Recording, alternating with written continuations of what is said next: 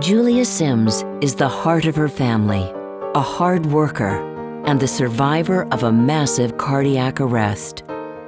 The symptoms that I began to notice that were so intense were in my upper shoulders and neck and back. Had indigestion for a long time.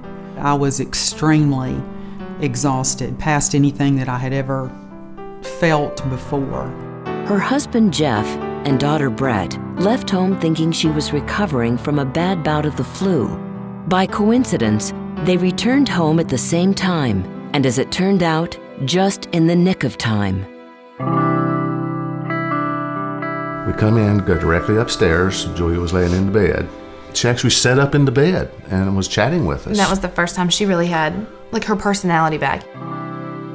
I put a pair of shoes in the closet, and when I turned back around, Julia's head was down, sitting on the bed.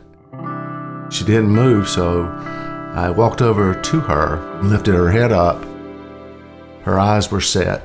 She was not responding at all. Her eyes were a yellowish green look. I once hollered for Brett, and then I laid her back on the bed. Really, at that point, I had no idea what was going on.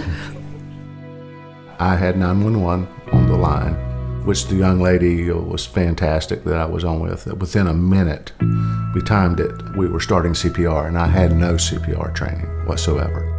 Within 4 minutes, I felt this guy push me off of Julia. It was one of the first responders, firemen.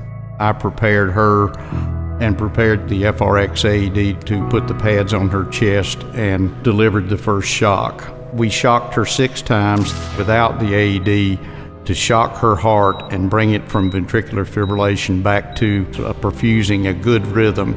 It's most likely that she would not have survived. She was brought quickly to the cath lab. It was a very difficult case. She was very unstable on the table, and we had to shock her a number of times and do CPR during the procedure. Long procedure. Ultimately, after several hours operating on her, she left the cath lab alive. Tenuous, but alive. In my opinion, the planets really aligned that day. Had Julia been by herself, the outcome would not have been as it is now. After being in a coma for 10 days, Julia came to with a little memory loss, but minimal damage. I feel great. I feel great. My daughter helps me out a lot around the house, and husband helps me out a lot. Everything's worked much better and quicker than I ever dreamed it would. To see someone in the condition Julia was in when we started, and to see her today, it's truly amazing. Now that she is recovering, Julia is on a mission to be healthy and spread the word about how to know when you're facing sudden cardiac arrest. The classic sign is crushing chest pain. Pressure that's episodic, that radiates into the throat, the jaw, down the arm, associated with shortness of breath, sweatiness. Those are kind of the classic signs. I had neither one of those things leading up to this. Women, for some reason, have not so classic signs. Shortness of breath, nausea, fatigue, neck and back pain, epigastric pain. A lot of discomfort between the abdomen and the chin can be misconstrued. Doctors can say, well, you're having reflux, or you're having chest wall pain, or you're having an anxiety attack. Even if the tests are appropriate and the results come back normal, doesn't necessarily mean you don't have heart disease.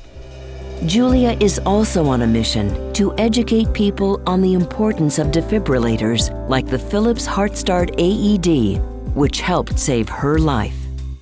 Without the defibrillator, I don't think I would have been here.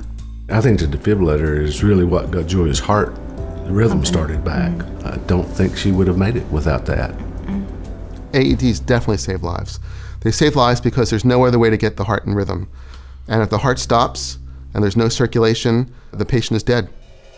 Had she not had the quality CPR or defibrillation, we would have had a different outcome. That allowed her to get to the hospital. It's imperative that automated defibrillators be available in every city and town. I look forward to buying one. I look forward to buying a defibrillator that I can use in my home. Because it's one of those things that you hope you never need, but when you do need it, you hope you have it. Julia has been forever changed since her cardiac arrest. She has formed close bonds with her rescuers and has nothing but gratitude towards everyone who made it possible for her to be here today. I feel very fortunate and very blessed. Everything that happened that day was just, it all was perfect. And those people who developed that defibrillator were a part of that.